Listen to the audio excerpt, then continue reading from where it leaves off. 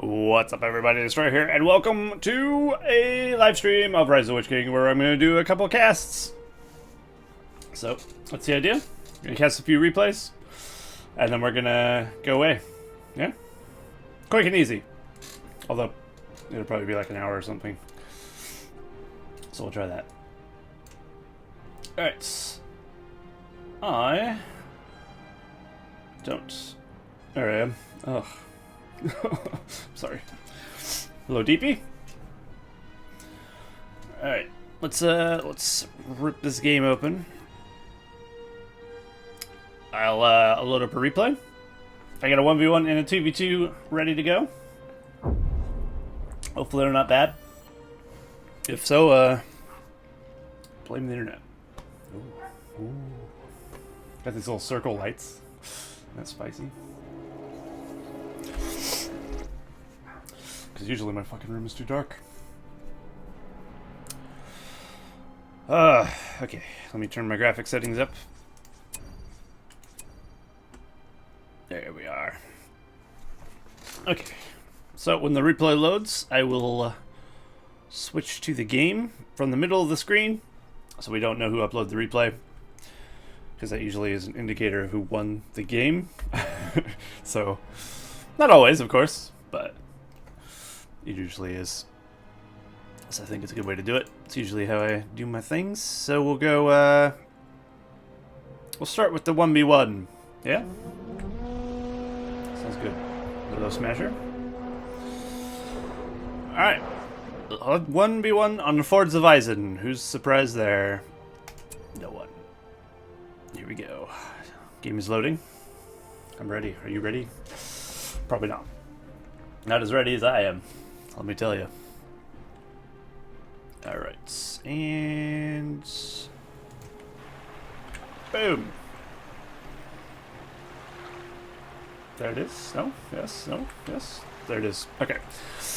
We have our first game, and our first player in the top left is MattysMirk as Goblins.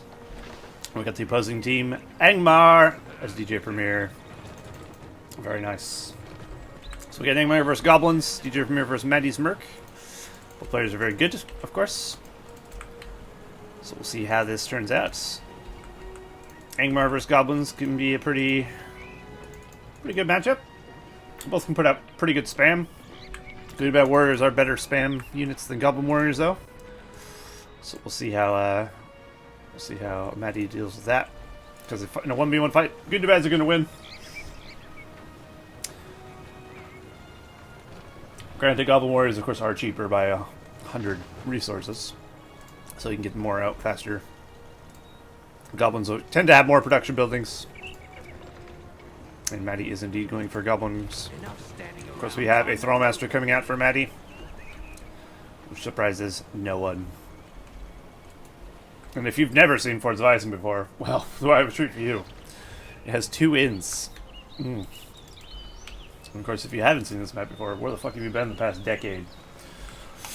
But we have 2 troll layers, and then a couple of warg layers there and there. So there's lots of creep options in this map. I'm sure someone will maybe go for some creeps at some point. It's a good way to boost your economy a little bit. Get a little bit of power pointage, you know? Alright, comes the Good and Bad Warriors against the Goblin Warriors. I am, of course, using the HD edition versus Witch King, so the Goblin Warriors will have shields, which they normally won't do. And no, you can't have it. Don't ask.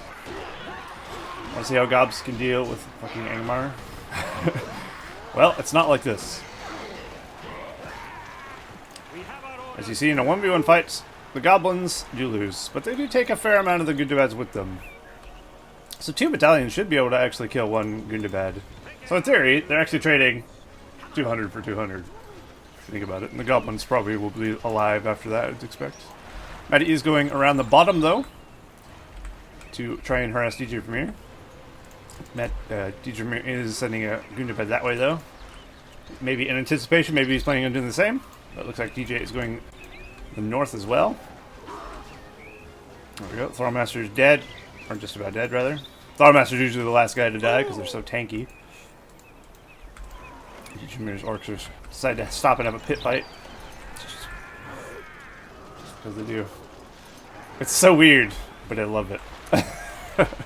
I love the pit fight animation for orcs. It's great. I think the best way to deal with Angmar probably isn't Goblin Warriors, crazily enough. Because look how many of these... Maybe you need Goblin Archers a lot or something. Not really, but... I mean, Jamir's sitting on 4 Gundabad Warrior battalions up there. He has 1 there. He's got 1 there. He's already got a lot of Gundabad Warriors out. Matty does have quite a few Goblins as well. Do Gundabads benefit from, Thrall... Not Thrall. Horde bonus? Can't remember. I know Goblin Warriors do. They probably do, but who knows. I won't say one way or the other because I actually don't know. This is a good way to win this fight, though. Very well done by Matty. Putting up the cave bats. It is nullifying some of that buff that he's getting. Matty's also saving most of his production or his farms, so that's good as well. They do, but happens rarely. Okay. So Gundabads can indeed get a horde bonus according to Solus, and I believe that. Okay, so never mind what I said. Enough Goblin Warriors will fix anything. Jesus. With the cave bats, actually, it's a good power to choose because you can't war chant all these little goblins, and most of them are probably going to die that you did actually war chant. But a cave bat is forever. Or at least until they expire. So you get that constant debuff. And you can move it around. I think it's a good choice, actually, by Matty there. So props to him for not going war chant for once. He's also sitting on 4 caves, which is a good amount of spam. He's got the cave bats on his forts, so he can see all the way out to here, which is quite a distance. That'll help him with defending. He'll be able to see DJ Premier's guys sooner and be able to react accordingly. Good thing about goblins is, of course, you can use the tunnel system to do so. So, hello, Fyro. What up, man? But with the tunnel system, he can jump around his base, defend his mines easily, which, I mean, in a perfect world, he'd be doing all the time. But, of course, most players won't be microwing that much all damn day. Because that is a lot of stuff. Looks like we do have some creeping going on here. You brought some Rudar Spearmen to creep the wargs, but it looks like Matty might be able to steal this creep if he's lucky. Fortunately for him, though, DJ does have some Wildman Axors, and they are tearing those goblins apart. Please that. Also, Matty is creeping the bottom warg layer, so he'll be getting that as well. Looks like he did lose this tunnel. He will be replacing that, of course. Also throwing up in the corner there as well. So it's a pretty even game so far. Matty's been on the defensive a lot, but he hasn't really lost a lot either. Matty never microed his archers this game. It's so expensive. Spoilers, Solus! Jesus. I didn't even know he was going to build archers. Madness. Maybe I did. I'm not gonna read comments out loud. Kill me. But that's true. It is an expensive thing to do.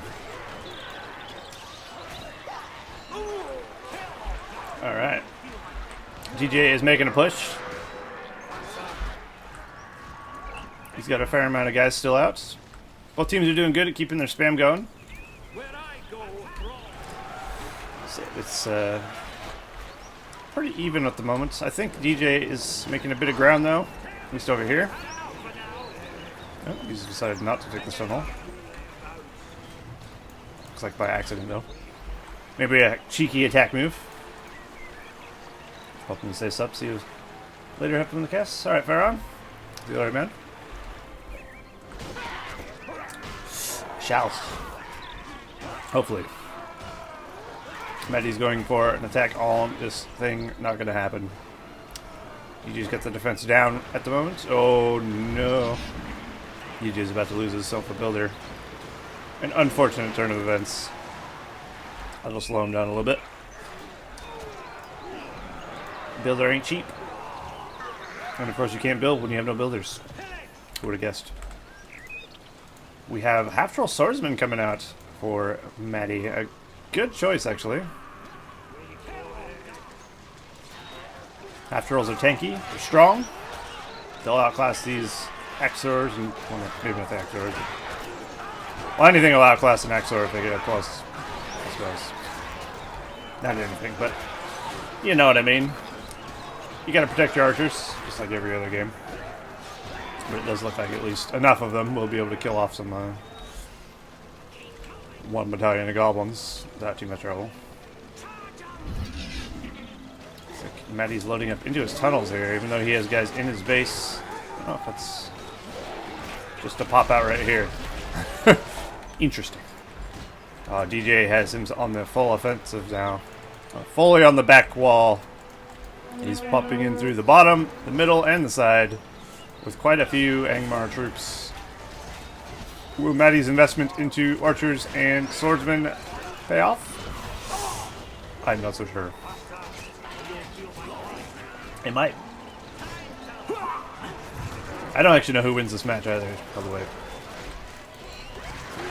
But I did see who it started on. Of course. Which I hopefully hid well enough.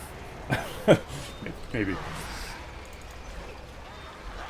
Matty's managed himself a big army. But he's still losing tunnels left and right here. He has keep replacing them repeatedly. Oh, a cave troll.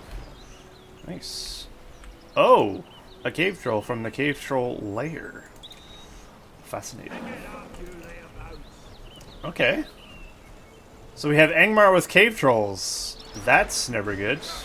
He's used Untamed Allegiance on the cave troll lair, which you don't see too often, to be honest. So, very good. It's a good addition to Angmar's roster, having these cave trolls, because they don't have trolls.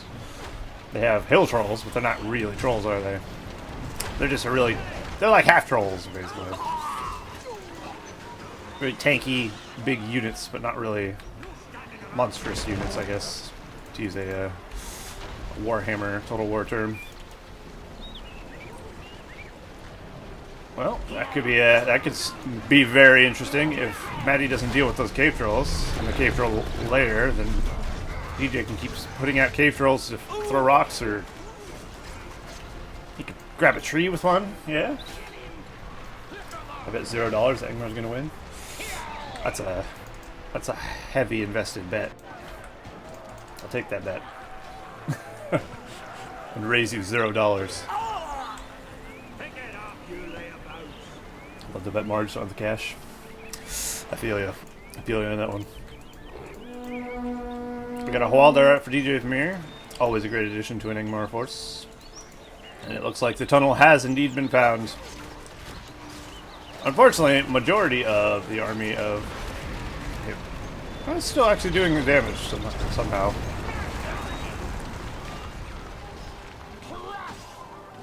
He has a lot of archers. A lot of goblin archers. And he managed to creep that lair. He still gets the gold, even though someone took it over, which is pretty sweet. And he can also capture this to get Corsairs of Umbar, if he so desires. Which can sometimes be fun to throw into your goblin force. Alright, DJ Vermeer's going on the offensive here. War changing his forces. He'll also, of course, have leadership from Hillman. From Hwaldar, who's probably too far away from most of the guys to actually buff him. But I think the sheer amount of archers here that Matty is putting out is actually going to do him some favors. Also, there's some Axors in the back of his base there. He's well aware. Got some half trolls taking out some guys over here. Looks like they'll be able to kill them.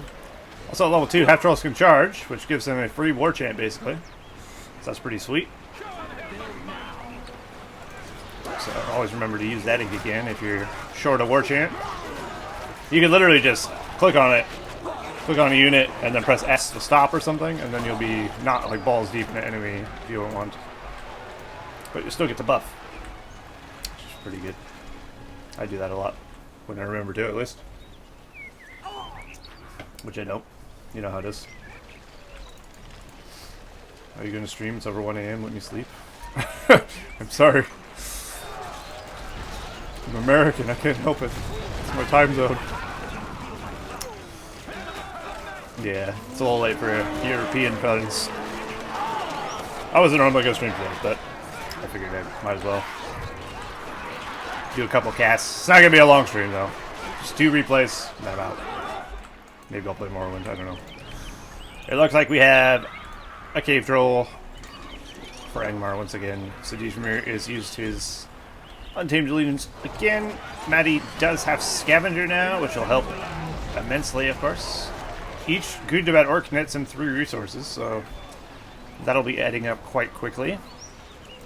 And he has Gundabad Orc Summon, it looks like. DJ Premier, that's his name. He's also expanding aggressively into his enemy's territory. Very cheeky.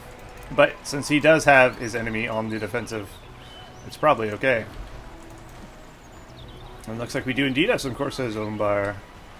Go. They're a fast unit. Fast and deadly, but not heavily armored.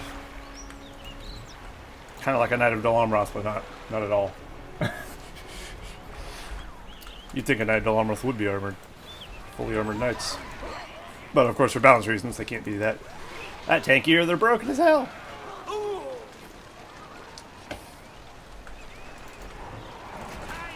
Oh no, his only cave troll. Not like this.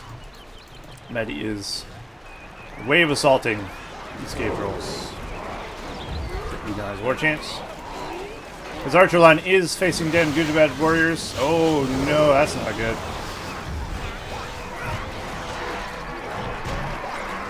Nice. Look at the cave troll go. It's a thing of beauty it is. He's getting his punch on in a major way. And he actually lived through that engagement. Surprisingly. Waldar's having a fun time cutting down some Hatchroll swordsmen. He seems to be doing pretty well at it as well. If you look at the mini-map, I'd say DJ Premier is in full control at the moment. He just has so much more than his opponent, and he's got himself a Karsh, the bane of all goblins. It's not so bad when you're facing down swordsmen, or not swordsmen, half-troll swordsmen rather, or half-trolls, but against things like goblin warriors, oh no, they melt so bad. Karsh is a demon. I don't think Matty's going to be able to recover from this one. It's interesting that he's keeping the troll in throw rock. I guess it keeps him safer. You can throw things from a distance.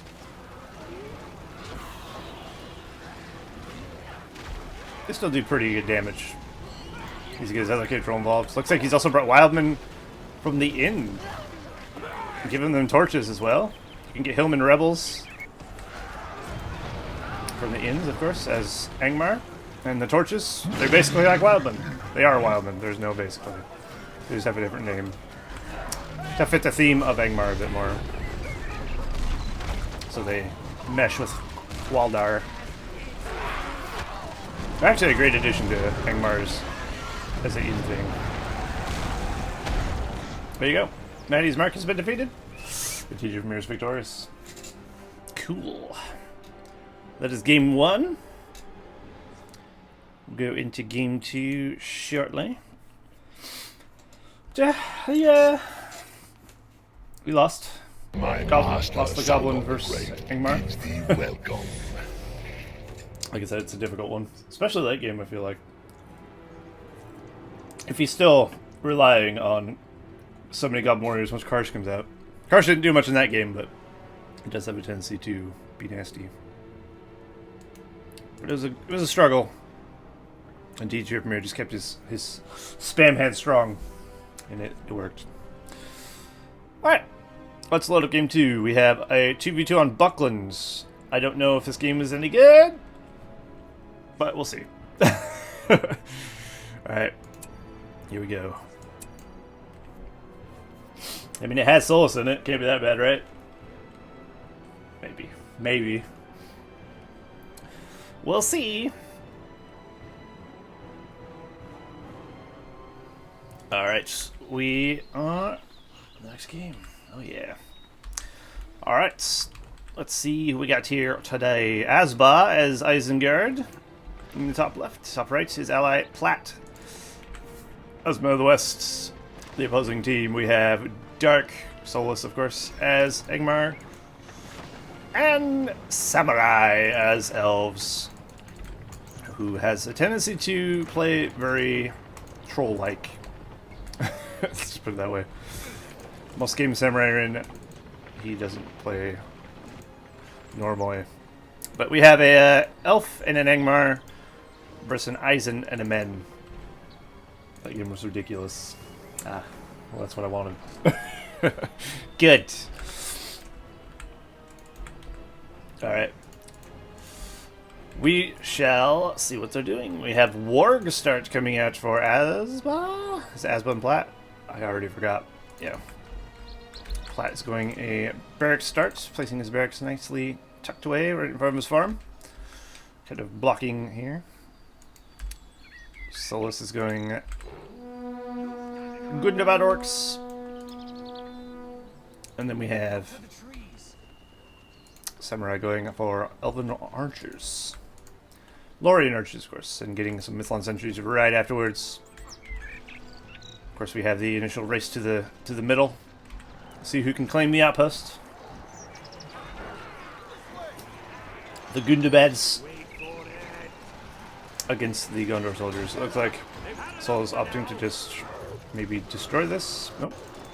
He gave it a little tickle. Pulling back to his axe throwers so he can try and bring down these Gondor soldiers a little better. This is a good strategy. If you're going to capture a signal fire or something, or an outpost or something, always get as tanky as possible. And of course with Gondor soldiers, go into shield wall, hold ground stance. You're not going to be moving anyway, but you will be able to tank any damage. And Solus immediately knocks it down, so no real gains have been made with the outpost, as to be expected. The outpost is really there as a... It's really just a feature, like a water feature. It's not really like a... Obviously not, it's water. It's a building, I realize. It's like a water feature, though. Just like a duck is like a snake. It makes no sense. But I guess you had to put some neutral building in the middle as well. Alright. And now Samurai is being ransacked by Gondor soldiers. He's got Lorien warriors. He's got some Mithlon sentries. And the HD edition of Rise of the Lich King. Or just even the HD edition of Beef Me 2, which you still get these changes, of course. The elves look so cool. The elves changed for that. It just looks so much better. I love it. Dwarves as well. Dwarves look really nice.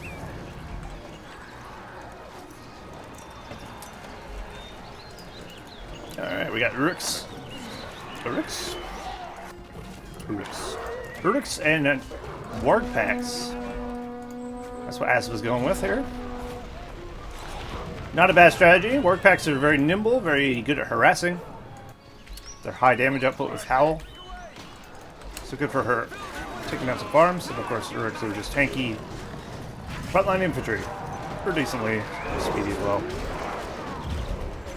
And we got some crossbows as well to support them. Although it looks like Samurai is bringing them down with his Lorien archers. Make some Rohan Spearmen taking the signal fire over there. There's still a cave troll on this side, so no one's creeped that one yet. I'm going to assume that somebody creeped that one since it's missing. Yeah. It looks like Samurai has lost another farm. And now he has to deal with that little menace. Alright. Solus is pushing in here. Oh, I thought he was about to get trampled, and I realized those are friendly. Looks like we do have some Rivendell Lancers out for Samurai. Very nice. This is 2.02 without any other mods. This particular cast is on the HD edition, which is a visual upgrade, but there's no other changes other than that. I just watch replays on a special version of the game, basically. But it is 2.02 without mods. Other than that. The Gunner Knights out here. That definitely helped out. Clearing up stuff there.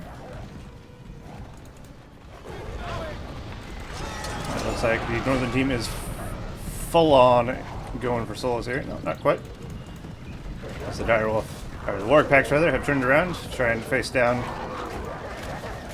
the elves, but Samurai has quite a bit of force there, so he's not going to sit there and fight them too much. Ooh. Brutal trample on them. Surprisingly though, or not surprisingly, they lived quite easily. A buffed shield wall, hold ground stance, Gondor soldier. It's basically a piece of rock. You can't kill a rock. Or maybe you can. You always use the HD edition when playing? No. I don't use the HD edition when playing unless I'm playing on the T3A servers, which I don't do very often. Because I can't play it on Game Ranger.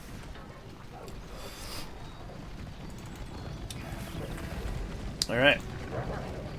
We got rooks, some pikemen, lots of warg packs. So Asba's sticking with that. He could upgrade to warg riders if he so desired, but I guess his ally has cav, so maybe he doesn't need to. I don't know. Plat has cav covered, somewhat. But of course he might need them for his own devices. Maybe these are doing what they need to do. I don't know. They seem to be doing the trick. So it's cool to see warg packs utilized a little more. Which replay and which players? We have, does this work?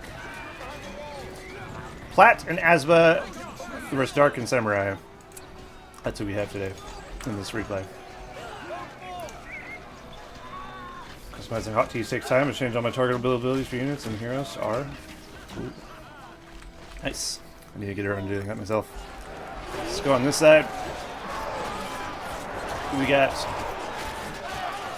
lots of Axors for Solus. Although the Uruks are tanking it like bosses. How little damage they actually take from that. It's actually pretty crazy.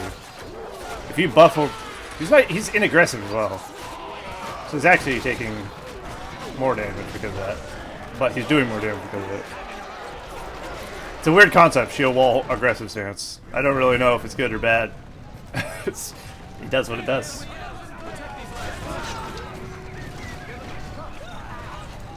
Alright, Samurai has, I'd say, quite a bit less troops here than his opponent, Plat.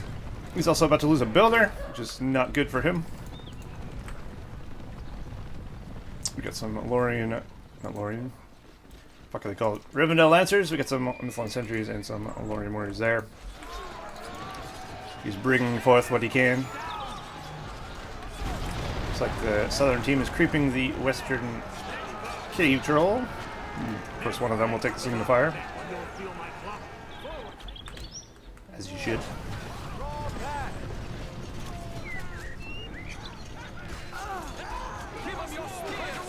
By the way, if someone has another replay they'd like to link me in chat that potentially could be casted, that is good. I'm all ears. Eyes? I'm all eyes? I don't know. If you know any good replays, let me know. Because I'm kind of just winging it as we go.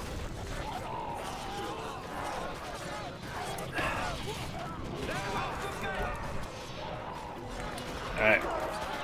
We got Solus going with quite heavy force. of Axor's Hillman. I don't see a Waldar yet, but I'm sure he'll be coming at some point, considering how much he's relying on them. Although he's actually upgraded Dark Rangers, so I don't know. Dark Rangers are always spicy. Could be good.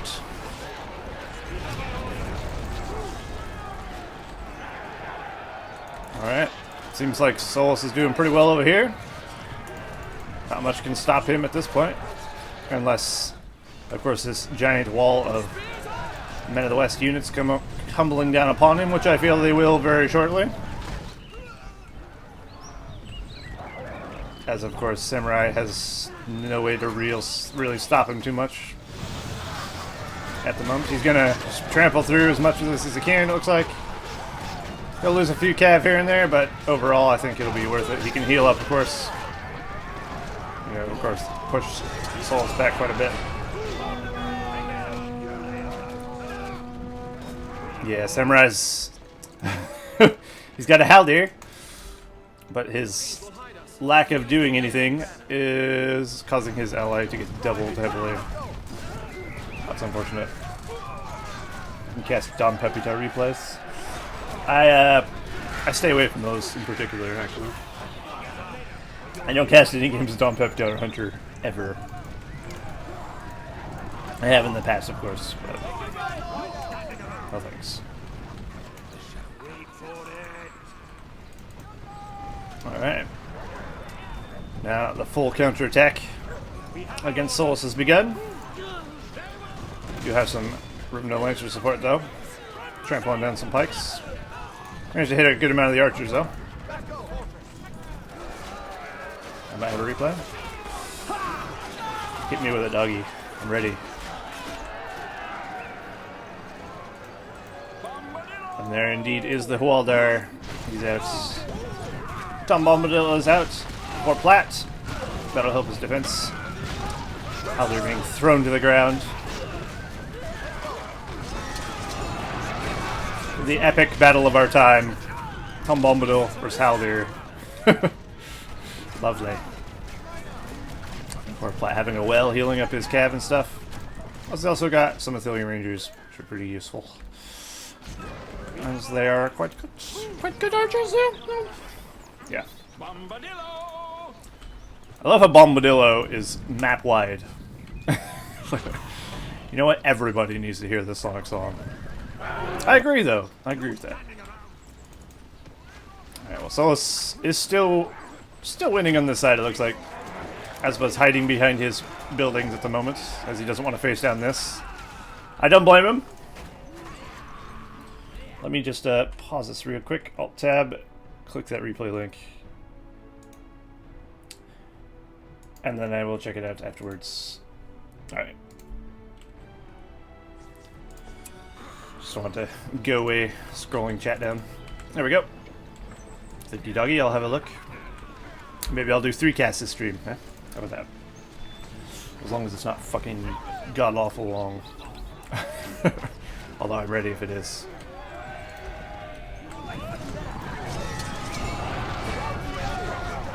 I was gonna say, is that Solus' builder? It is. He dead. There's a lot of Gundor Knights rocking around. He's starting to upgrade over here, though. Slowly but surely. Here comes the long shot on the top of the roots. Doing minimal damage, of course, as they are buffed and won't grow stance. There's a fell win from Solus with the Barrow White summon. Allowing, of course, the troops not to be able to return fire upon the Barrow Whites as they beat them to death. It's always fun. Haldir needs to be a bit careful there. Samurai is starting to help, though, at least. He's sending troops now. That's 1 sentries in Haldir and stuff.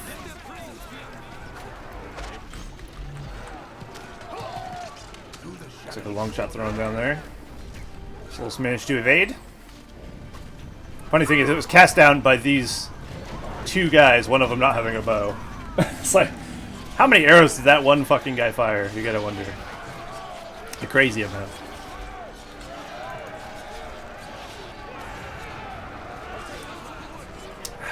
Yeah, the HD edition is not out for Rise of the Witch King, by the way. Wolf. It's not available either. Only BF Me 2 version is. I'm just a special boy. We got a Ballista expansion out for Asba. He has lost, of course, all his barracks in the frontier. Just highly unfortunate for him. It looks like Samurai has decided he doesn't want this Ballista expansion to exist. Don't blame him. Buildings being thrown up in the back of the base of Asba, which is wise. Ooh, builder getting cut down there. Another heavy loss for Asba. Asba's not feeling good, I'm sure.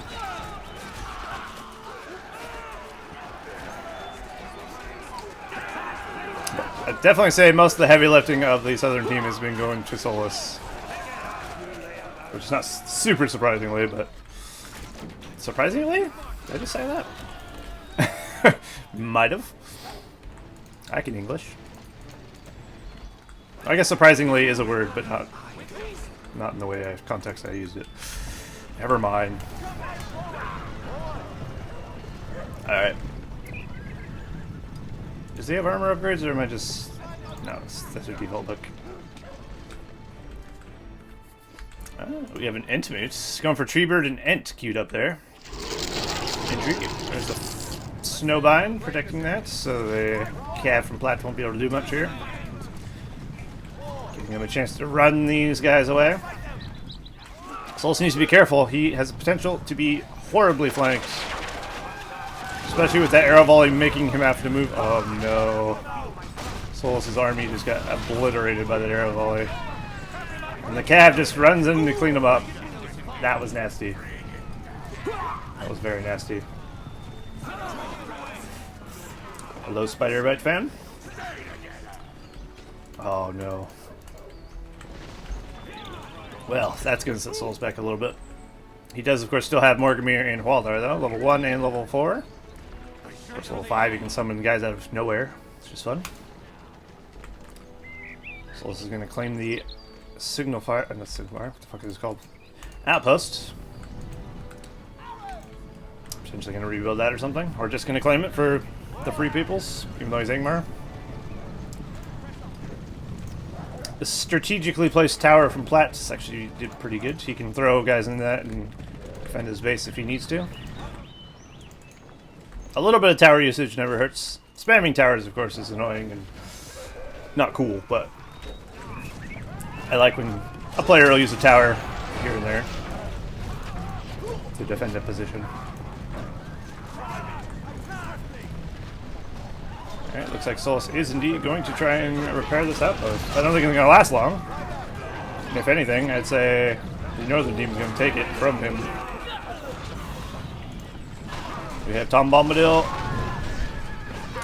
The Men of the West Tom Bombadil, of course, who's going to get a Sonic Song on literally nothing. He Sonic Songed nothing.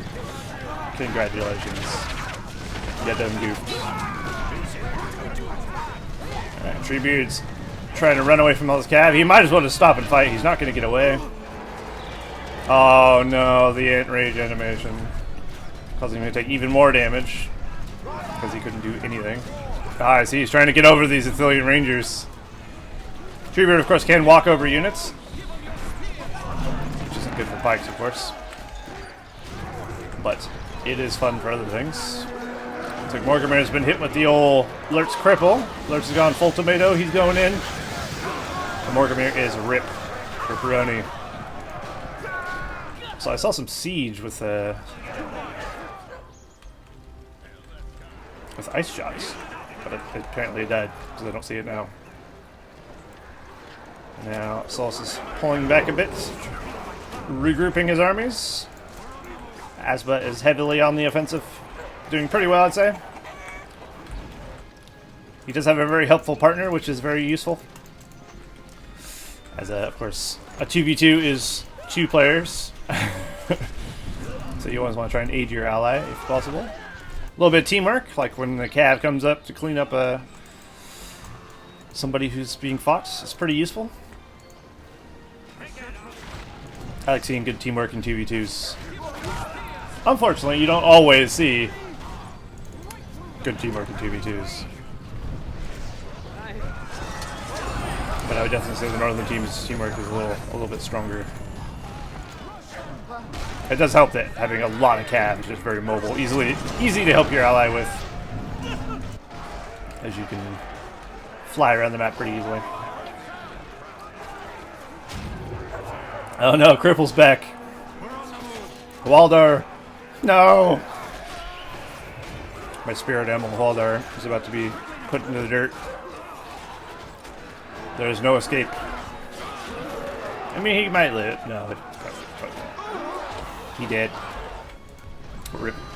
We got Eagle Summon out for Samurai. Should help with the defense of his base. Remember when Eagles used to knock down heroes? Those were the days. Luckily, that's not a thing in 2.2, and thank God. I hate that so much. Eagles and Felby's knocking down heroes is the most infuriating thing from Beef Me Too, in my opinion. And Boromir knocked down as well. Fuck that guy. Ugh. I can see the logic, but goddamn, not fun. Well, Helier's still alive. He's level 5. One more level, he gets leadership for the elves. That'll be fun.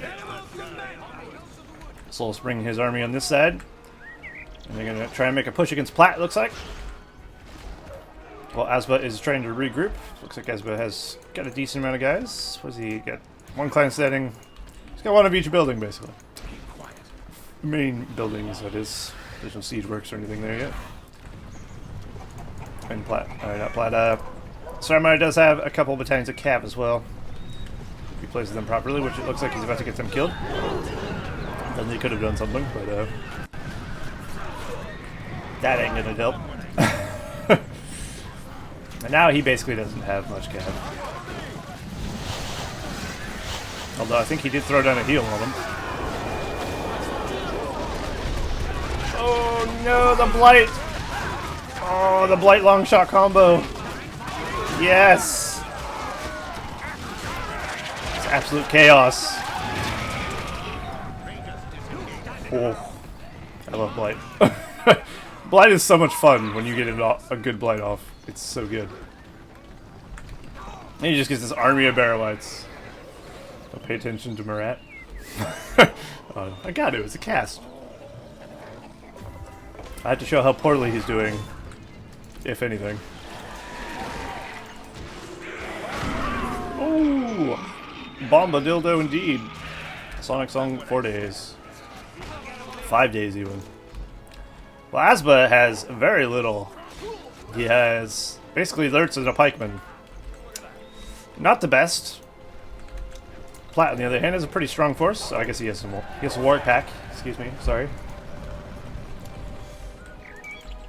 And of course, Samurai not having much either. A couple of Mythlons. He's sending some events out though.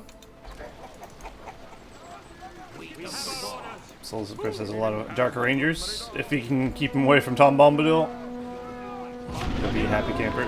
Oh, he managed to evade the Sonic Song. The house didn't, though. Fucking Sonic Song the shit out of that house. That hobbit is now homeless as hell. Rip. Poor hobbit, boy. And we have Aragorn out here. Aragorn and Boromir, there they are. They're lovely HD edition's beauty. Especially Aragorn, look at him. Ooh. That armor though. I love the Return of the King armor. It's so good. Devastation being used there. Let's have a look at powers actually, while we're on that topic.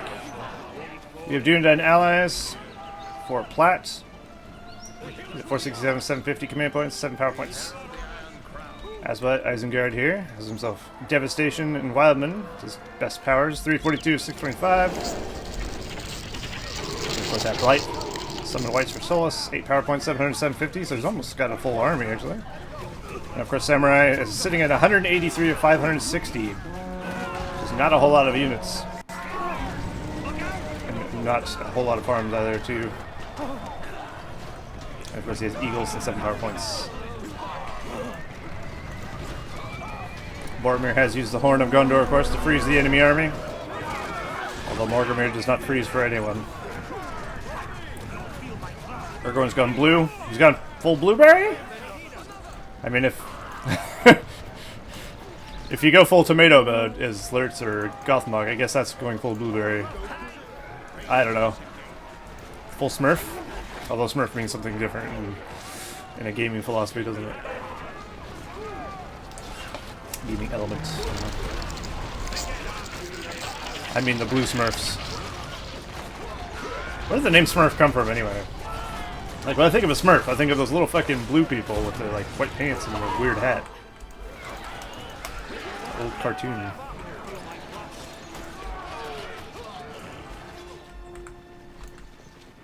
Alright, another strategically placed tower by Plat.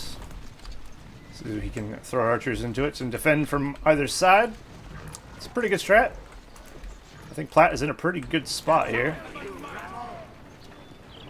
I think if he pushed heavily on the samurai, he would probably kill him. Especially if he got siege weapons out with flaming shot. I think samurai would be toast.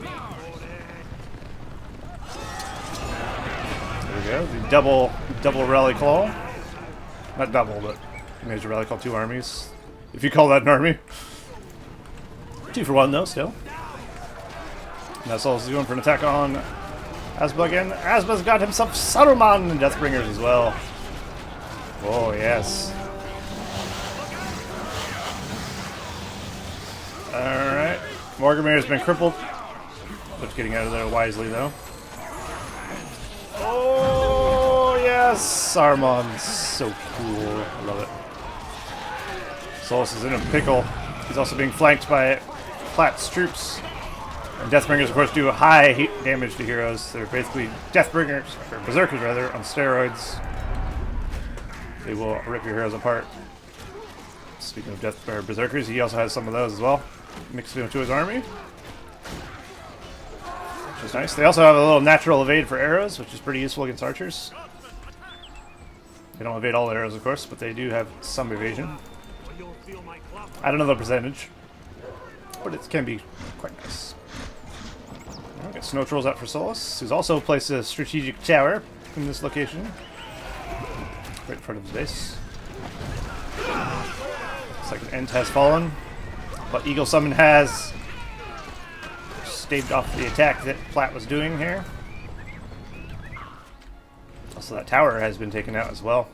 Ent sacrificed his life to do that, I guess. Which is not...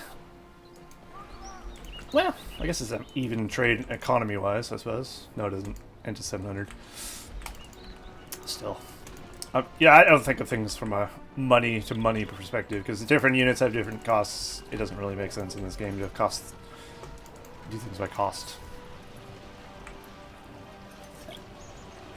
But I think we have a good selection of stuff for Asba to play with. I think Asba needs some ballista.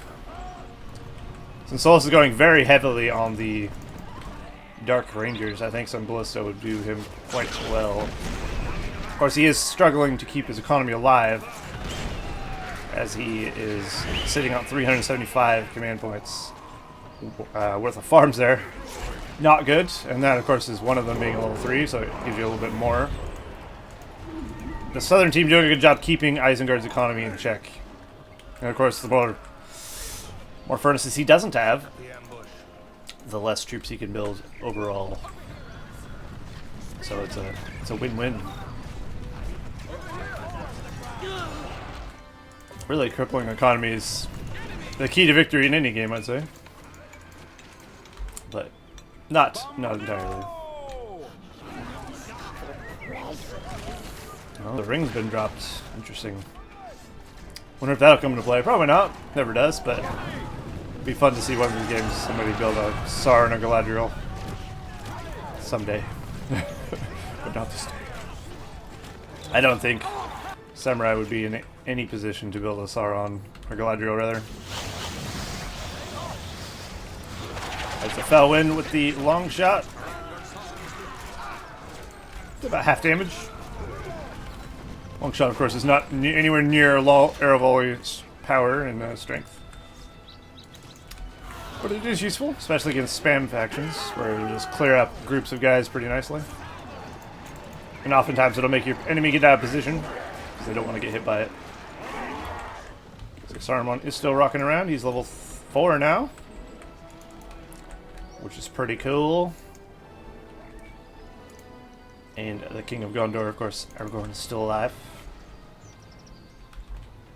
But Plat is... Is he going for Knights of the Almroth? He's gotten to level 3 stables. Maybe he will. Who knows? Okay, so I'll do that. How soon?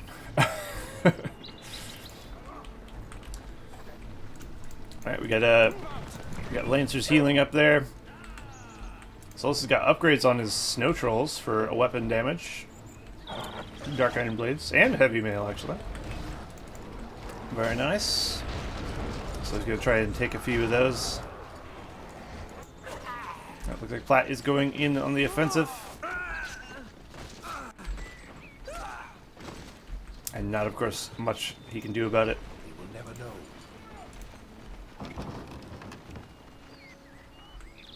Solus does have some Dark Rangers in there. Keeping that shiz safe. And now it is fully under siege by a Wildman summon and an army. Oh dear, I see. Oh, that's tricky. Throwing a Blight and then throwing Snowblight on his tower so it can't be destroyed. That is dirty, Solus. That is amazing. And of course, the guys in the tower can still shoot. The tower still shoots, even if there isn't a guy in it, of course. If it's snowbound. That was a complete cleanup. And even Saruman's not going to get away thanks to Fellwind. And that is the power of Angmar late game. Very, very tricksy. I like that. So we get some hill trolls out here. A lovely addition to any Angmar force. God, that was brutal for Plat. Not Plat, Asba. I feel bad for him. Very bad. The summon Wildman actually worked against him with the Blight, which is pretty good. We do have trebuchets out for Plats. We do have a Legolas out. That's something. I heard summon giants. There they are. So summon giants. He's also got forces to defend them. Good late game Angmar forces. I think Plat is in trouble. I keep calling him Plat. Asba. He's probably going to lightning strike these boys. Yes, he is. Sol's wisely moving his giant out of the way. One of them will probably die. Yep, he's dead. He's just bugged out. But I assure you that one is no more. There you go. At least Asba does have fortress armor. It'll take a bit longer to kill this. Fortress armor makes a huge difference, believe it or not. Always worth getting, unless you're just dead, I guess. This one giant can be dealt with, but it doesn't look like it really has much to do with these. He does have Deathbringers, but Deathbringers, of course, countered pretty well by archers, so they're going to die pretty easily. I think that might be GG for Asba. Plat has a very limited window to get his enemy dead before things get very bad for him. Although he's doing the damage, Samurai is losing his fortress. 2 of these 3 things. He needs to kill Haldir. Looks like he was very keen on killing Legolas, but ignoring Haldir, destroying his trebuchets. There is the earthquake. Solus with the clutch snowbind, though. Look at that. Saved that fort. Very nice. That was very close, and it looks like Solus will be victorious over here.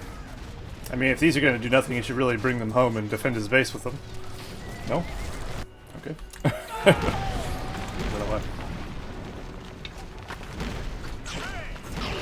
Ah, the Knights of Dol Amroth. They have arrived.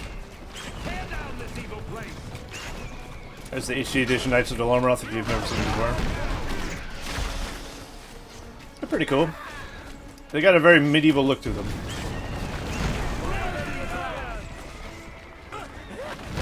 There, they're dead now. Well, rip. Aragorn dead as well.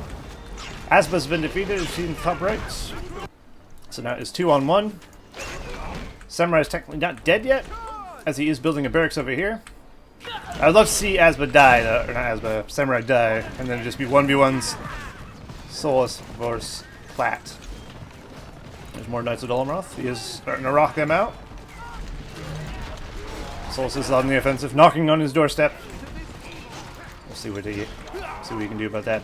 Knights of Dolomroth do a high amount of damage. They have a good trample. They're just not super tanky.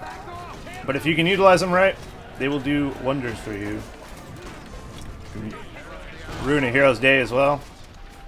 They're pretty good, but you just got to be a bit careful. There's the Sonic song hitting the tanky hill trolls, though. They have armor on. They're in hold ground stance. They tank it pretty easily. And if you put them in Porcupine, of course, before that happened, which you might have, they will tank it even easier. It looks like Samurai will indeed live through that and build a fort as well. And I think this is now the fall of the Mountain of the West. Look at Hammer. Look at the third marshal over at Mark. Look at his running animation. It's intense.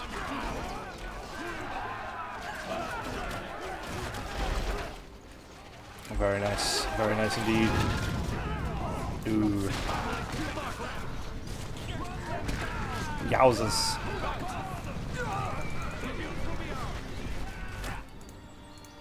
Alright, we got some trebuchets defending the Men of the West Fort. I can't wait for Andy's FX for the trebuchets and stuff to get in. Ooh. And we can watch it defend his base in full glory. Those flaming projectiles. It's so good. I see Dolomroth have a hellish death sound. Sometimes. Alright, so let's bring forth the siege. Plat still has a chance, but it's going to be tricky. I think Samurai probably has some heroes rocking around or something, maybe. Unless they all died, which is a possibility, I suppose.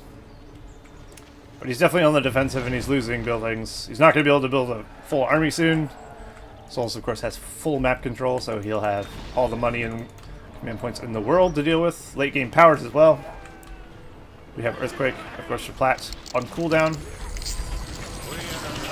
And Solus is just about to get himself a Blight ready to go. Samurai does have 30 power points, but his fort, of course, is gone. So once his fort comes up, he can instantly use a 25er if he so desires. Which might be now. Maybe they'll combo. I'm going to leave it on Samurai. Maybe he'll do something with it. Oh, the hobbits have arrived to try and help. We're trying to get a cheeky long shot on the retreaters. I'm not quite hitting the mark. Alright, here we go. A Blight. Blight right in the prime real estate of the Men of the West base. So Plat will start losing troops in his base. It'll chain react. And then we'll start taking out his base. More Knights of Dolomroth on the field now. There's the flood. That's what I was waiting for. Well, game's over, but he used it. That's all that matters, right? Cool. That was a good game. I enjoyed that. Samurai didn't do much as compared to Solus, I'll admit. But good play from Solus, as always, of course. I especially like the tower thing. That was good. Alright. But the northern team, I will admit, did a lot more teamwork stuff, which is nice. Let me see if I can't get that replay, the Dogi linked, and we'll have a look, eh? Since I figure out where the fuck it opened to. Ah. Aber, DJ Vermeer, Andy, and Dogi. Okay. Give that a cast. 641 kilobytes. That's a long game, Doggy. I'm ready. Because the replay we just looked at was 451 kilobytes, and that was decently lengthy. Alright. Prepare your butts. The final game of the stream is a 2v2 on Farharad. Hell yes. Hello, Yanni Q. It says it's on a different... Hopefully it loads and works. I'm not sure if it'll work. We'll find out. Final game already? Well, I'm just doing casts today in Glorion. I'm just doing 3 casts. I was originally just doing 2 casts, but we're doing 3 casts now. Let's go. Alright, we are here. There we go. Okay, TV2, Farharad. Hopefully the replay works. It does say it's not going to work, but you know, sometimes it says that anyway. I think it's just because it's a non-English game, but it seems to be working. We got our first player, Dogi as Men of the West. Elves? That's not Men of the West at all. Sorry. And we have his ally, Andy, as Goblins. The opposing team, we have Aber as Angmar. And we have DJ Premier as Mordor. These are pretty good teams, actually. I like that. So we got Mordor and Angmar, 2 evils. First, a goblin and an elf. A good and the evil. Ooh. So the right side are the pro players, what I would say. Andy and DJ Premier. Both very good. And then we have this, like, semi-good. I'd say they're pretty good. Aber and Dogi. They're the maybe upper medium levels. I don't know. Except for Aber, fuck that guy. I'm just kidding. Ah, lovely Aber. Alright, Solarian Warriors coming out for Dogi. We have a Spiderling start for Andy, which is always fun for no one. And then we have DJ Mir going Orc starts, 3 Orc Pits. So he's probably going to need some Orc Archers fairly quickly to deal with Spiderlings, maybe. Left side total nabs. They all amateurs. Well, Soul said it. Fair enough. I'll accept that. We have Thrallmasters out there for, of course, Aber. Aber can play pretty well, and he can also play pretty shit. It just depends on the tired level he is at, I guess. I see him do very well. I don't see him play too many small games, though, so it's hard for me to judge. I think if you practice a lot of 1v1, he could be pretty spicy. But who knows? So I can't see all of Twitch chat. 1 second. There. Got something tabbed over it. There better be some Morrowind. There might be some Morrowind after this, by the way. If you want to stick around for Morrowind after, I might play some Morrowind afterwards for a few hours. We'll see. Alright. We still got the 3 Orc starts. He does indeed have some Orc Archers, a couple battalions of them. My opinion, that's the best way for Mordor to counter Spiderling start is Orc Archers. They do fairly well. It's just keeping up with the Spiderlings, of course, is the problem. Everybody's going for Axe Throwers here. And of course, Dogi going for the Lorien Warriors, trying to capture the outpost. Will he do so? They've grouped up for a double war chance. 2-for-1 deal. Blacklight sale. Always fun. The old version of Morrowind? No, I'm playing the More Oblivion mod, which is Morrowind in Oblivion. So yes, but no? No. No, it's not. Alright. Off topic. Back to game. Jesus. Orcs for days on the right side. Andy going Spiderlings is going to probably have trouble keeping up with the Orcs for days, as they will not help him as much as he thinks they will. So he's, of course, going for mass caves now. But the hordes of hell are upon him.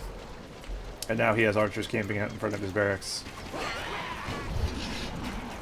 Although DJ Premier has broken off some of his guys to the center. to help deal with some of Dogi's troops as well.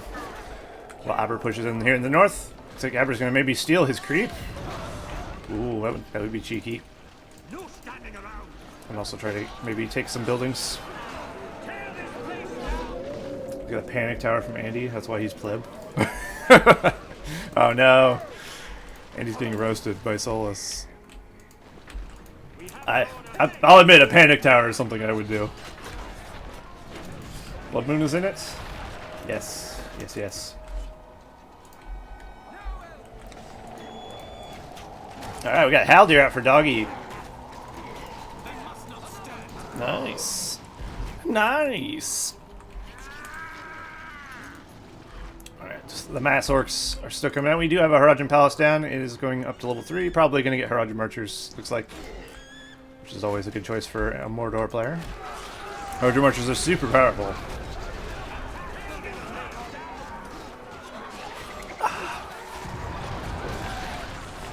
And Indy does have a fair amount of goblins to try and defend here against Aber's attack. Dogi, of course, is coming to aid him in his plight.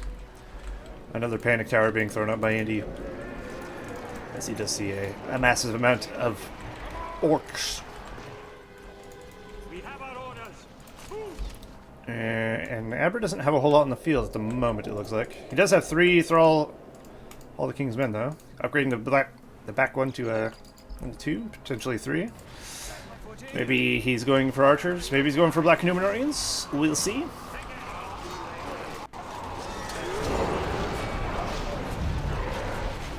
Alright. Here comes the attack. I think DJ Premier is going to do a fair amount of damage here.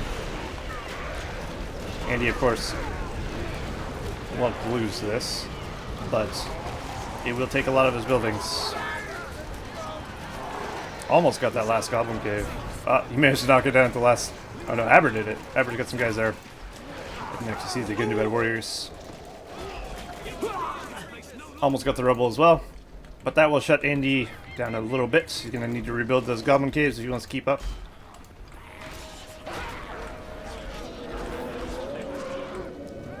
DJ Ramiro does indeed have himself Haradrim Archers.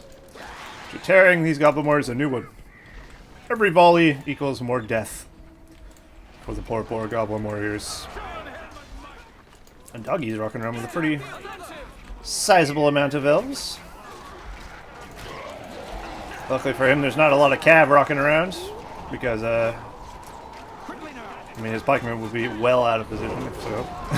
But also, against Angmar, your pikemen can always be out of position, as Felwyn can throw you around.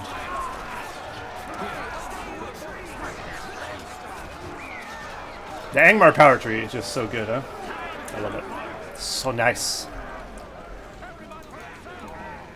We have a tower being thrown up by Dogi. Right in that little choke point. Always fun to deal with towers. But it is in a nice position where it will defend this little pass pretty nicely. Or at least try to. Although they are being overwhelmed, he is going to have to delete that and run that builder out of there quickly. As DJ Premier and Aber are ravaging him. Meanwhile, Andy sending out some stuff. Trying to do some stuff. Looks like he does have some guys over here. Managed to get a thing. And also got some guys onto the Haradrim Archers. So the Haradrim Archers might die there. Although they still might live, actually. Goblin Archers die so quickly to Haradrim Archers that they actually won't be able to kill them in time. Unfortunate for them.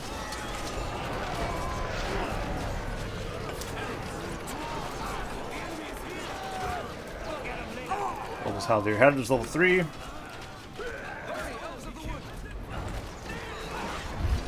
Where's Swaldar? There he is. Swaldar's level 3 as well. Aber running him away in hold ground stance like a noob. We move to new lands. I mean, at least he's armored. Hold ground stance, of course, gives you more armor, but slows down your hero a bit. So if you're trying to actually get away, you don't want to be in hold ground. Unless you can actually outrun what you're trying to outrun, I suppose.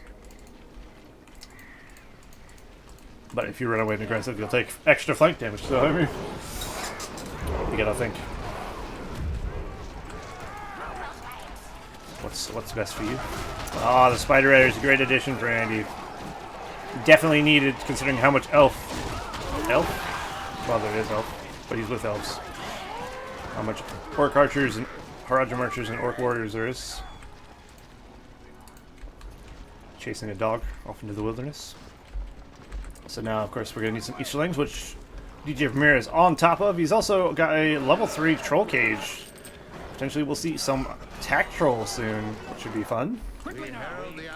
Tack trolls don't get enough use. Like, honestly. They are super powerful. It's just they're a big investment, and they're kind of easy to deal with if you're not in complete nab. But if you don't deal with them, they will ravage your army. I guess that's trolls in a nutshell, really, huh? Something like that. Trolls have a tendency to just throw themselves into pikes and take a lot of arrow damage. So it's like, well, great. But utilized correctly, they do good. Hopefully we see some Moomix from DJ Premier as well at some point. Or else I will disown him. Just putting it out there. Alright, we do have Drummer Trolls, that's very good. Andy with the Spider Riders, doing pretty well. Dogi bringing in the elves. There's a nice teamwork rally call there. Dogi's sending more reinforcements in, and they're pushing against Aber.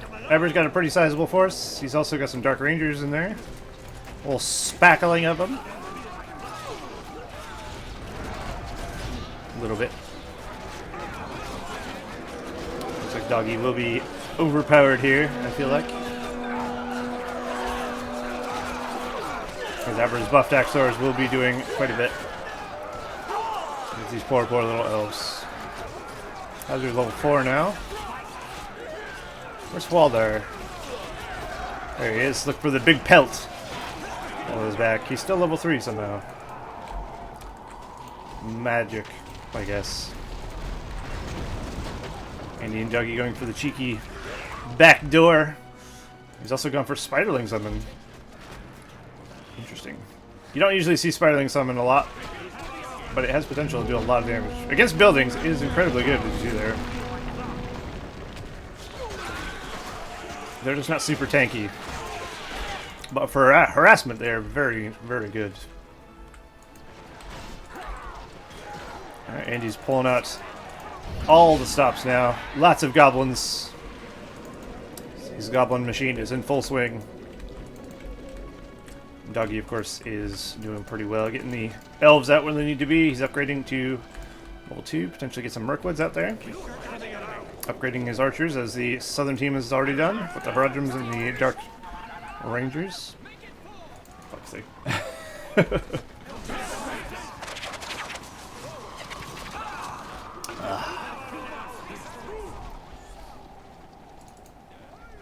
I almost killed most of my army with Felwyn long shots when you were not looking.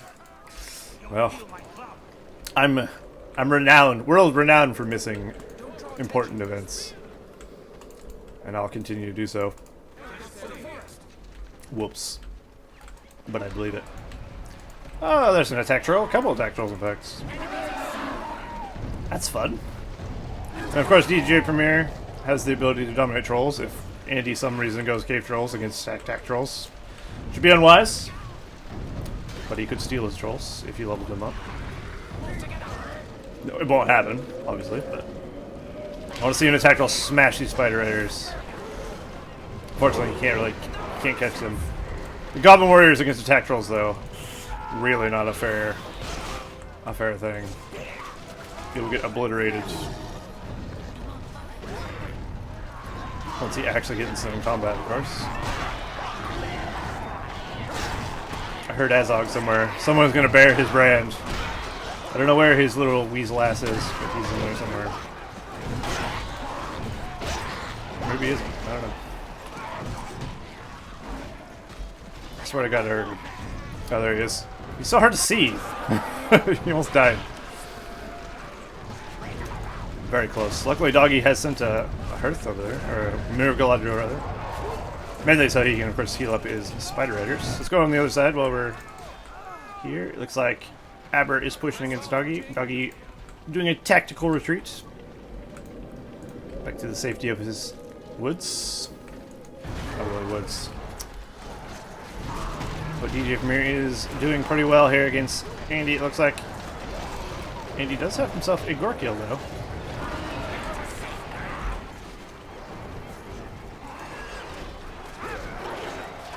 Has a different skin, of course, in the HD edition. It's a nice skin. But at the same time, I kind of like the rabid fat hobo skin that he comes with. So I don't mind either one.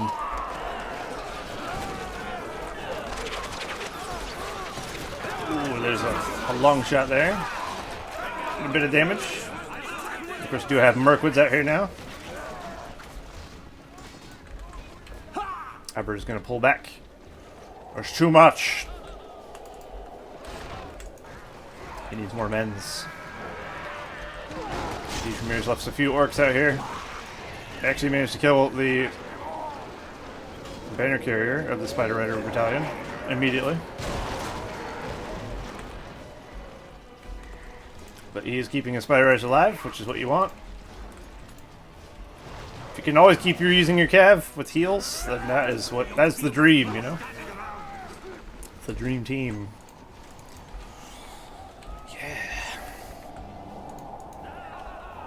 We got a level 2 attack troll here. Doesn't look like they heal up over time. I think they get... Don't they heal up all the time or like 3 or something? Do they not heal up over time at all? I don't remember. Pretty sure they heal at some point. We do have a Karsh here for Asba. Sent him to the right side of the map so he can help face down Andy's goblins, I would assume. That is Karsh, of course. We all know the power of Karsh against goblins with his Chill Soul. Asba going for an attack. We do have Ent support for Dogi. More Ents popping out. A bit of cheeky fell wind. And a long shot to throw on top of it. Dogi quick with the get out of the way. Another long shot being thrown down. Asba trying to keep his enemy moving. He managed to spackle him with a little bit of that, but Andy bringing in the Spider Riders. We're doing a bit of damage there. Very nice. What's the best hero in your opinion? It's Wormtongue. No, it's Saruman. Well, if you say best, depends, really. Depends on what you want. My favorite is Saruman, but the best maybe is Gimli? Or Aragorn? Level 10? I don't know. Depends on how leveled they are and what you're using them for, I suppose. And it's all opinion. Alright, Dogi's got a good force. Unfortunately, he doesn't have leadership for Haldir yet. So he's running in without that. If he can level up Haldir, that'd be pretty huge. He better get some pikes though, or he's gonna probably feel maybe some cav at some point. Maybe not though. Who knows? Looks like Andy's gone for a defensive spiderling summon. He's also got like 4 towers on his base now. Also, Sauron is out for DJ Premier. Ooh, Spider's getting a nice run through on the Haradrim archers. Gothmog's also out there. Both these heroes have AoE, a little bit of splash damage. So you gotta be careful when exiting tunnels with goblins in front of them, or dwarves even. If you're dwarves, because you could lose your entire army in one fell swoop, which would be bad. But they're good for killing massive amounts of shit. Best heroes insta-bot Irwin.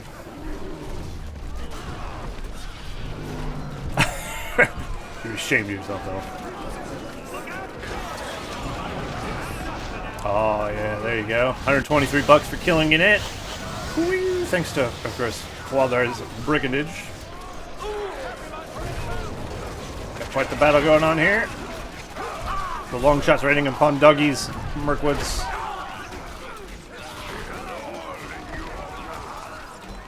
What level is Waldar? Level 5. Mathron's level 3. Too bad he's not level 4. He could doubt. Which would, of course, give the enemy a debuff, which would be very useful. Dogi's got a very powerful force now. Asba might be in a bit of trouble now. And I think DJ Premier's going to have to send the full might of the Mordor Empire. It doesn't look like Andy's actually got much to do anything about it either, so he is free to do so. Oh, we even have an Nazgul, a Kamul on foot. Kamul on foot is actually really good because of the drone massage. And you just won't be eaten alive by archers right away. You don't really want a flying unit against a bunch of Merklords ideally, but... Oh no. It looks like Dogi's army is very surrounded. He's trying to flee, but not before he loses majority of his force. Snowband has been thrown on Aber's forts. And he has sent some Spider Riders over here to harass as well. I think with DJ Premier's help, though, Aber will be able to recover. At least temporarily. Because Dogi is going to need a full new roster. Actually, got a few guys here and there. A couple of his Mirkwoods lived. 3, in fact, of his Mirkwoods lived, so he wants to rebuy those, because that saves him quite a bit. They're 768 a pop with one statue going. I think they're 800 normally. So, I mean, that would be a lot of resources if he did lose them all.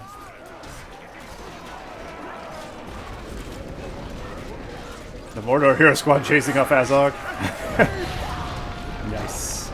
Gorkil is also out in the field using his totem. He should be a bit careful though, he is pretty low on health. I think Andy needs to retreat. Escape! Ooh.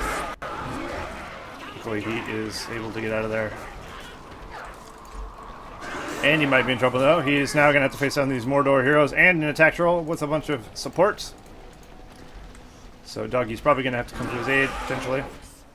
I feel like Andy's not really able to do much in this game with goblins. Because goblin warriors and archers will be kind of useless. Spider Riders, of course, are always good for being cav and harassments and stuff. Ooh. Very nice watcher, though, on Aber's army. Looks like he completely obliterated that. Also managed to get almost literally everything except for the heroes, so that'll set Aber back a bit. So DJ Premier went barricade, so you can somehow around the map, which is always fun, always useful. I think maybe half trolls or something for Andy would be in order to get some giants and half trolls. It's an expensive thing. I don't know. Let's see what the powers are like here. Well, Dogi presses in. Dogi's doing... Oh, no. Well, he didn't actually lose that much. Treebeard, of course, doesn't take any ice damage, really, so...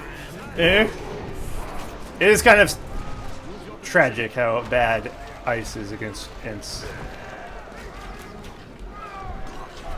But we have Summon Orcs, of course, 10 power points, 460 of 650 for Aber. We got Watchers, the biggest power, 4 power points, 330 of 375 for Andy. So his economy has suffered tremendously. He's doing 100 power points, I suppose.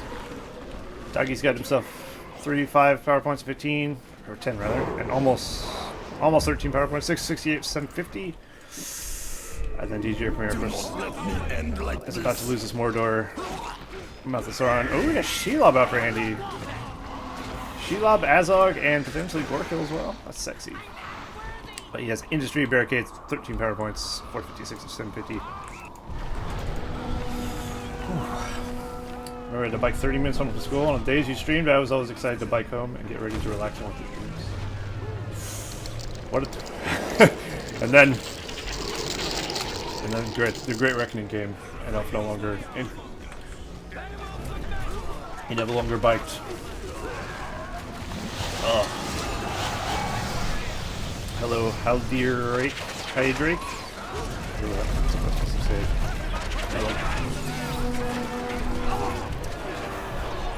Aber's got a lot of Dark Rangers. But he is being faced down by quite a bit of stuff. If Dogi is smart, he'll just walk over these Dark Rangers with events. You can literally... Oh, come on. I love when people walk over guys, so that's... It is not meant to be. What is this? Oh.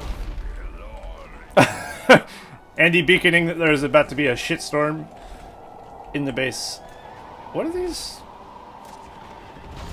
Why are they just standing there? That's a bit unusual. But they potentially could have went for his fort and taken it out, actually. He's going to take it out his level 3 barracks, though, which will shut Dogi down. No more Mirkwoods for him. The later the game goes, of course, the more dangerous Mordor becomes. Because they have generally the most exciting stuff. Abra might lose his fortress here. Although the Sentinel has gone into int range mode. He lost like 2 shots, maybe 1 shot worth of fucking time for that stupid animation. Hate it! It's so bad.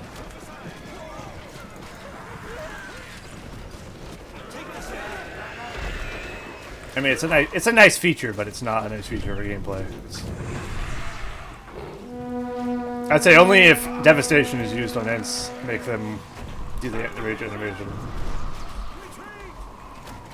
That would seem like a realistic thing, huh? A small compromise. So it'll be in the game, but at least it'll be not ever happening. Because no one uses Devastation Ents, unless they're in trouble. It does a fair good amount of damage to Ents, though. Looks like they have saved the base. We do have Glorfindel out as well. There's HD edition Glorfindel. Spicy boy he is.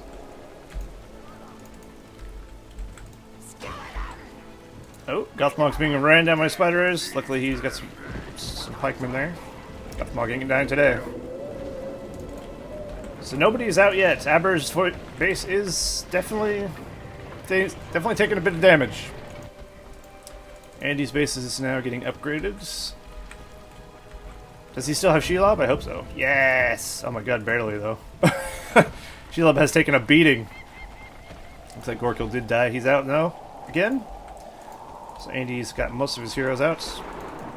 Good call.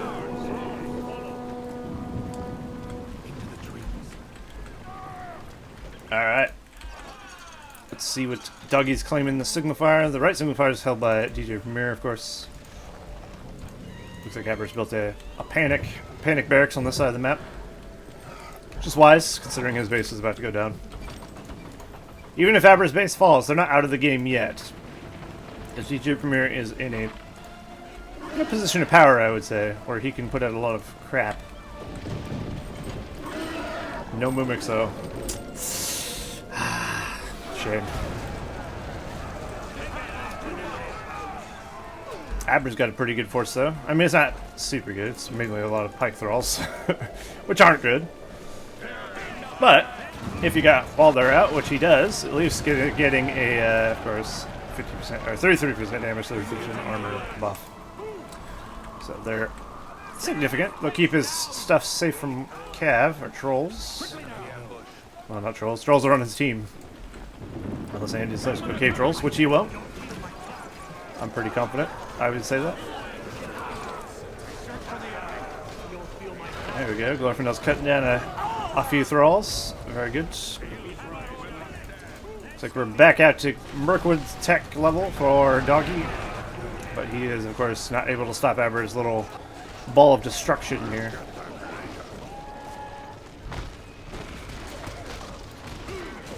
Oh my god, look how tanky. Look how hard it is to kill Black Orcs. Inaggressive. With trample. If Excelsior did what he said, I think he nerfed the crush damage or increased the crush damage they take from Cav, which was definitely a good suggestion. I think by myself. I suggested that, I'm pretty sure. But they're so hard to kill. It might have been something else. But Jesus Christ, they live through tramples for days, which is nuts.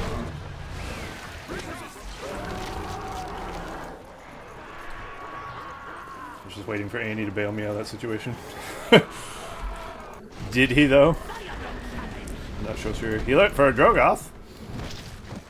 Oh, looks like he actually got hit while swooping down and got hit by a attack roll. Cheeky. Oh no! Azog's been run down by the Black Riders and Mouth of Sauron. I think the Black Riders are frozen by the cloud break. And they will be killed off by Drogoth and this tower. Nice! Oh, potentially. Unless Drogoth can't catch this last one. I'm pretty sure he can. Oh! Oh, he's got it. Oh, what? He's very keen on getting that Black Rider. I can't blame him. There we go. Level 4 Black Riders destroyed. A nice pickup for Andy for sure. Andy, of course, using lumber mills in his allies' base. As Angmar does not get lumber mills, might as well use his trees. He did with the Watcher. Oh, yes, that's right. Andy did bail that Dogi with the Watcher. You are correct. I completely forgot the Watcher happened. Whoops. It's there.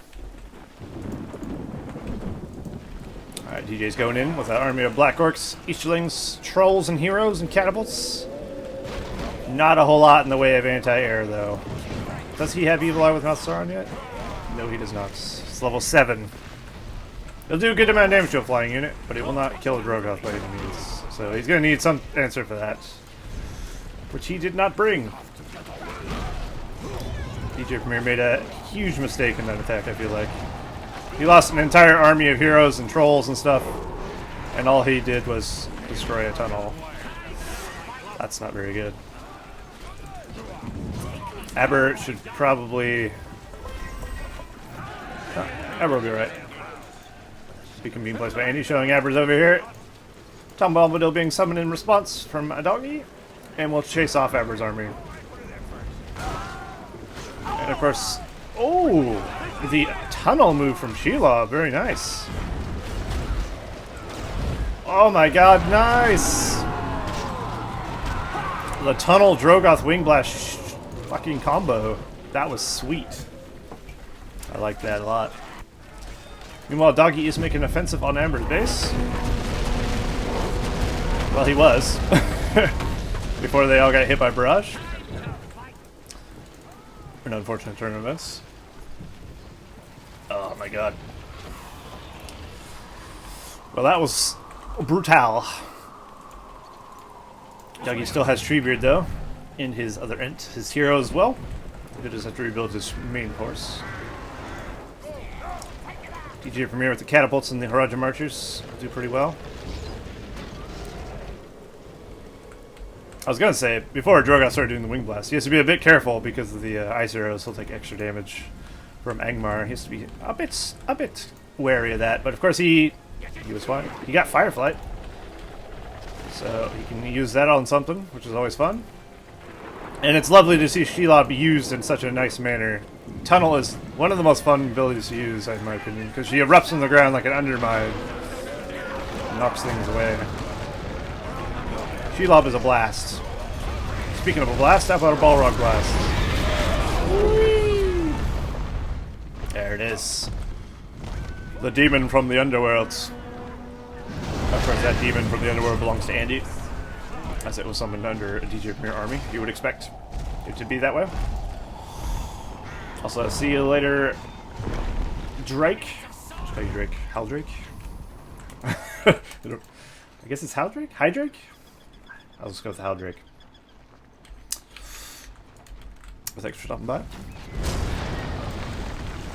Alright, we got the Balrog rampaging his way down to Aber's base. I mean, Balrog takes extra ice damage as well, but it doesn't look like Aber actually has ice arrows.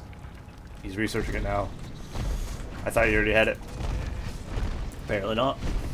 Imagine Aber's reaction to these powers. Everyone used on his army. Yeah. Aber will be livid.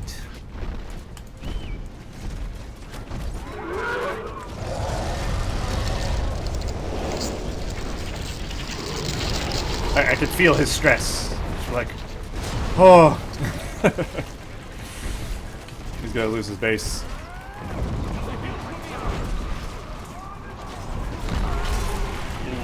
nice. Balrog does take increased damage from ice arrows. I don't know if I said that. I might have. Holy shit! I got a double Balrogo!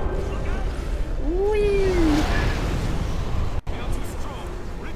Nice! Except, of course, this Balrog belonging to DJ Premier. And, of course, the Dogi's not going to fight the Balrog. Well, for no, may have killed the Balrog once, but not again. Not like this. DJ Premier pushing in on Andy. An army of upgraded orcs and Easterlings and archers. Andy might be in trouble here. He does have Drogoth with all his powers, but he has to be careful, of course, with the Haradrims. But Andy being cheeky with his Shelob will allow him to do stuff. He's actually responding to attacks pretty well with the Shelob Drogoth combo. Undermining into the archer line. I didn't even undermine, he just walked in. He can still tunnel though, if he so decides. He is wanting to kill off as many Haradrim archers as possible. Can't blame him there. Get him experience. If he can get, I was gonna say if he can get level 7, he can literally just poison sting something. Gothmog has fallen as well. There's powers going up all over the damn place.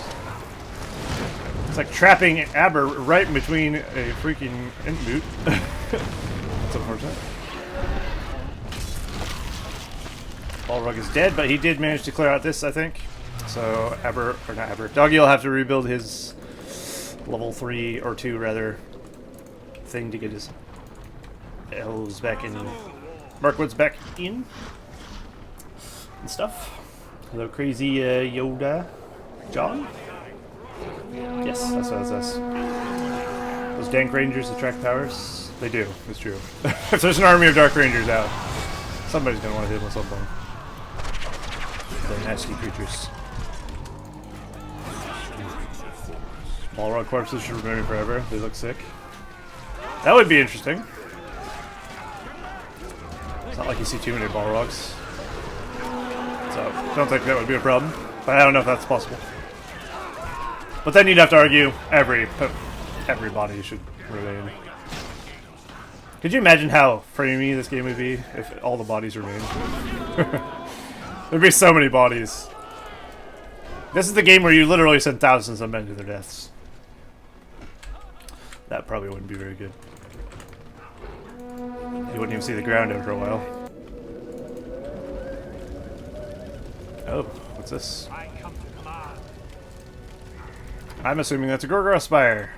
Yes, it is. Whatever Andy sent over here got Gorgoroth Spire, it seems. And he's got giants. He's got Drogoth, though, and Shelob, Gorkil, and Azog. He's got a pretty small but mighty force. Premier, on the other hand, is a very large force, but not as mighty. But he does have Black Riders, which more than makes up for that. And here we have Elrond and Glorfindel fighting side by side. Elrond spotting the Hobbit armor, of course. Sporting, rather. I love the Hobbit armor from Elrond. It's fucking so good. We got more snow troll. Not snow troll. What the fuck is troll stone throwers? That's what they're called. Oh, very nice. Mouth of Sauron is doomed because of the Shelob poison sting, rendering him immobile, allowing for the easy pickup. Very nice. Those cripple powers can be crippling. No? There's a stay body mod for Beef Me 1. Really? Also read about a blood spill mod, but it seemed pretty cheap. Yeah, I don't know if blood or body stay would be very good for this game, in my opinion. It'd be excessive, wouldn't it? I think it's good as is, as far as that's concerned. As far as my frame rate's concerned. Let's see how little these ends take from that. It's not terrible. Terrible amount of damage. Ents will die to snow troll catapults, soul throne throwers, whatever. Keep calling them snow troll catapults. They're not even being pulled by snow trolls. Doesn't even make sense. Alright, we got freezing rating casted by Angmar, of course. Drogoth's level 7. It'd be cool if we could see a level 10 Drogoth. I'd be keen for that. Not something we get to see super often. Black Riders might die here. Jimmy trying to get him out of there. Only barely managed to get away. Being chased off by Shelob. Ah, Shelob. The only thing in Beef Me that can go over hills. So much fun. I'd love to see Shelob in more games. But she's 3 grand and usually gets killed by everything. It's unfortunate. Dogi's potentially in trouble here as Aber's pushing in with Siege and a lot of archers. Although Dogi, of course, is in no position to die, I feel like. Streamer just came back right before his end moon died. Although he got fell-winded. Orcs being summoned in, and the long shots going down. The Mirkwoods are dead. Very nice combo for Aber there. But I think the Elven Heroes should be enough to stop this. Maybe. Especially the Glorfindel there, I think. We shall see. While Andy and DJ are going at it over here a bit. A single Black Rider is still out. Drogoth is still around somewhere, I think. Right, there he is. I hope Drogoth never fall. Meaning of cave trolls throw snowballs instead of rocks on snow maps? I mean, it would, but would it be realistic? Would it be immersive? Well, yes. But would it do damage is the real question. Probably not. I guess it was like a snowy rock. That'd be cool. I'd be hot for that. Or cold for that, I should say. Alright, Kalthmog has gone full raspberry. He's gonna try and bring down Gorkil with the help of his hordes. And he's having none of it. I'm gonna try to escape. He needs to get the poison sting off for Shelob. If he has it, he does not have it. Shelob will just walk over the rest of them. High level Shelob seems to do pretty well. As long as she's not being focused down. We do have a flyer out. Camuvil's out here. Oh, I thought I heard a Sunflare. Youch! Aber's army has been roasted. And now Treebeard is taking the fortress of Aber down. Winter's Wrath isn't up yet. And even if it was, it wouldn't kill an Ent, because it's not very good. So we'll see how that works out. But it's not looking good for Aber at the moment. DJ Premier's going to have to send probably some serious aid. Although Aber's probably maybe okay. Treebeard's really the only thing threatening here. Other than the Elven Heroes, of course. If he can deal with Treebeard, his fort will be fine, probably. DJ Premier's going for battering rams. Well, isn't that fun? And we have another Balrog. This one being summoned by Andy. They want Aber dead, and I can't blame them. There's the worm summon as well from Andy. They are going to shut Aber down. This is going to reduce Aber's base to rubble. Even if he doesn't die, it's going to be hard to recover, I feel like. Because Balrog and Worm together will take out basically everything he has, and he won't be able to defend himself from the elves anymore. Leaving Andy free to do what he pleases while DJ Premier has to defend his ally. Which he isn't really able to do against what the elves are bringing to the table. Glorfindel alone with Elrond, which isn't alone, I guess. Together can do a lot. Of course, you can use Restoration to, I think he just did that, actually. Use Restoration right after Blade of Purity goes off cooldown, you can use it again. He's also got Whirlwind for Elrond, which is pretty fun. It's looking good for the northern team now, I'd say. Aber is in a bad way. He's lost all his good farms, basically. Right before Balrog died as well. Balrog either will die or despawn. And there's the Whirlwind, saving Elrond's life. Oh, the Witch King. He's Made an appearance. Oh, Aber's got to be like, fucking kidding me. Winter's Wrath needs to be buffed against it, I feel like. It doesn't do anything.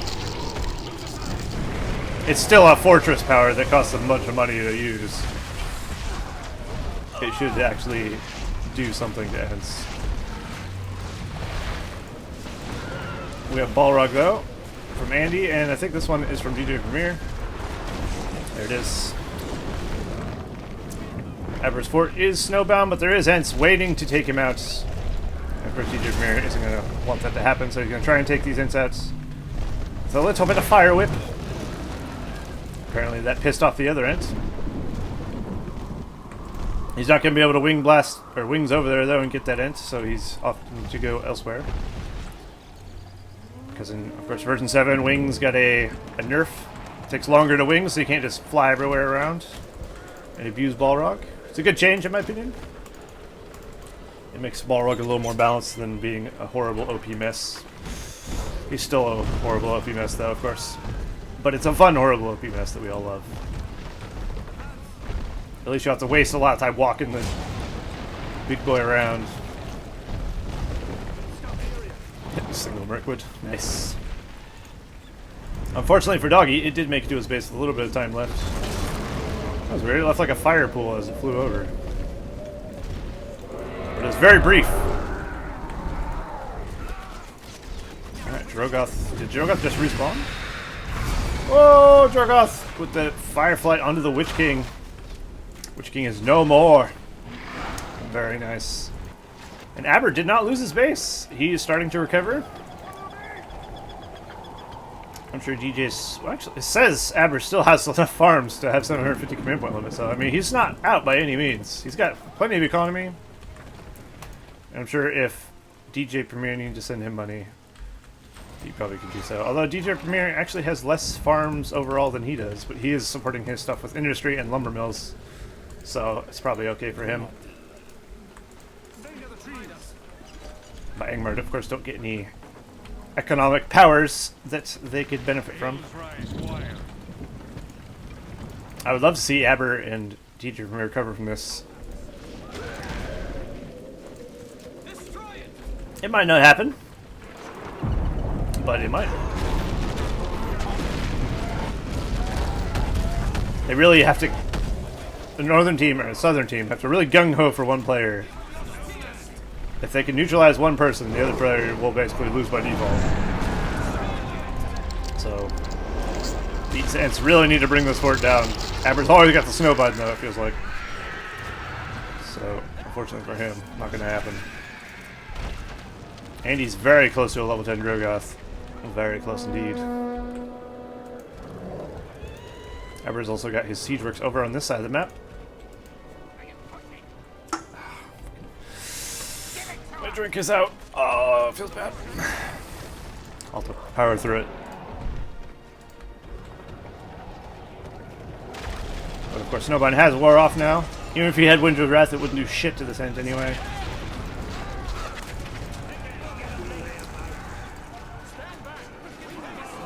What level's Elrond? Level 8.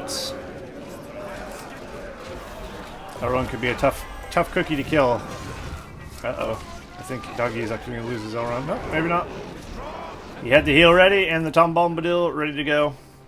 And Mithlons will keep Balthasar in a bit. What level 6? Level 6. Balthasar still doesn't have his evil eye ability, which is unfortunate. Although summoning some Wildmen in. Surrounding Elrond immediately. The nice thing about his summon Wildmen is they don't come with Thrall Masters. So there's no way to immediately kill them. Could be pretty useful. The Worm's been summoned in here. This, of course, being summoned in the DJ Premier this time. He can move it. He probably should reposition it. Unlike Beef Me 2's Worm, which just goes wherever it wants. You can actually choose where you want your Worm to go in 2.02, which is pretty nice. And it's strange why it would be like auto whatever. Oh. There's a dragon in the back of Aber's base. That's interesting. When did that happen? Well, Aber's base is about to get shreked again. Thanks to good old powers. Late game powers. That's basically what late game is, a game of powers. Oh, and Crash Bandicoot makes his appearance, finally. There he is. Fucking weird spell he is. Apparently can't even catch Elrond enough to attack. It's so awkward. Look at it. It's like a giant wolf on a diaper. My question is, why did they give him a loincloth? If he's just a big wolf, it's not like he's gonna have a dick hanging out anyway. Does Balrog have a dick? No. Who knows? Oh, Treebeard getting knocked up a bit. Jesus. He's playing with Treebeard like a toy. He is no Balrog though, it's gotta be said. Like, I don't like Shade of the Wolf as a power. I would much prefer Angmar had like Avalanche or something. They do have Avalanche. Something else. I don't know. If Shade of the Wolf was removed from the game, I wouldn't cry. Let's just put it that way. Even though it's a vanilla thing, I don't like it.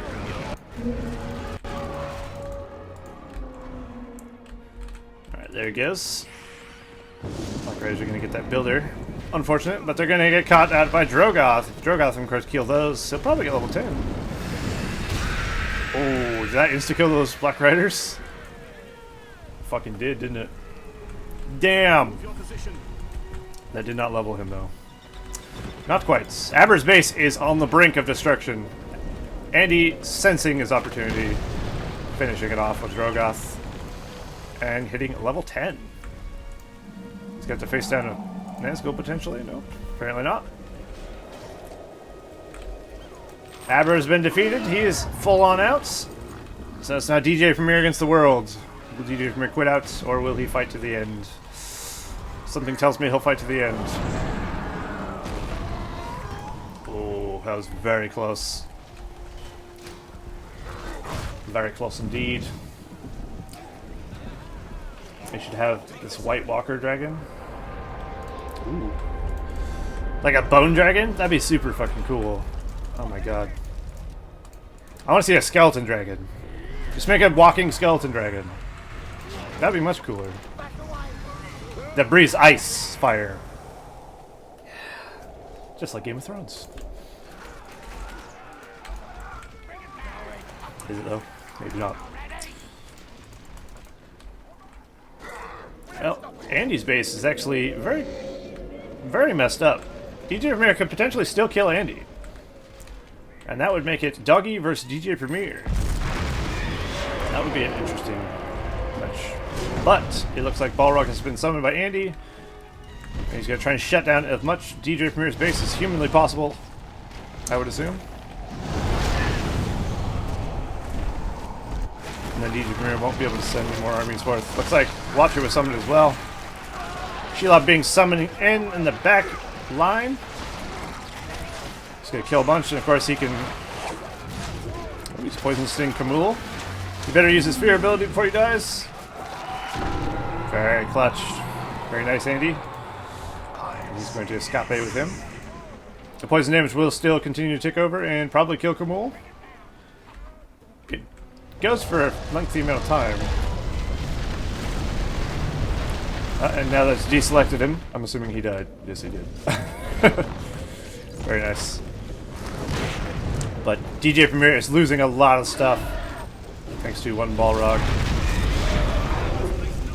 And the counter Balrog is here, sending Treebeard into permanent flight mode.